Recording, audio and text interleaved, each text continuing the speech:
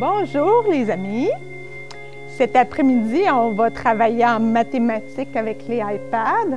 On fait des ateliers en mathématiques. Donc régulièrement, presque à tous les jours, on travaille les mathématiques comme ça en sous-groupe. Ça me permet de regrouper des élèves qui ont les mêmes difficultés ensemble et que durant toute la semaine, les élèves vont faire le tour des différents centres mathématiques qu'on a préparés. En français aussi, souvent, des petits jeux de lecture. Là, on a la stagiaire qui est avec un sous-groupe pour aider certains élèves ou pour pousser plus loin certains élèves qui ont tout fini toujours avant les autres. C'est la deuxième année, oui, que je suis avec les iPads en classe. Je trouve que c'est un plus, ça donne beaucoup de motivation aux enfants.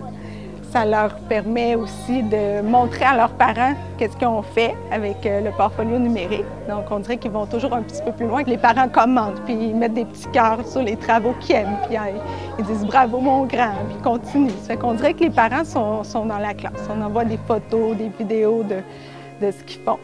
On connaît ce qu'on doit enseigner et on y va avec notre créativité. On essaie de trouver des choses un peu partout. On se partage beaucoup entre nos collègues. On est 4 collègues en première année, puis on s'écrit beaucoup le soir, les fins de semaine. On se partage tout le temps plein d'idées qu'on a.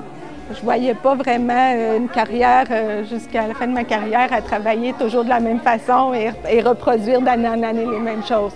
Donc là, ça me laisse une latitude, une liberté de pouvoir de l'amener de la façon que je veux.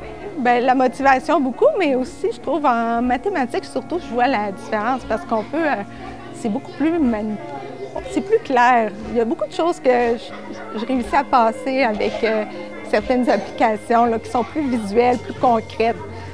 On a des vidéos, des capsules vidéo aussi qu'on envoie à la maison, puis les parents voient ça. Donc, ils voient de quelle façon aussi on l'enseigne à l'école. Des fois, ils ne l'ont pas appris de la même façon quand eux, ils étaient jeunes.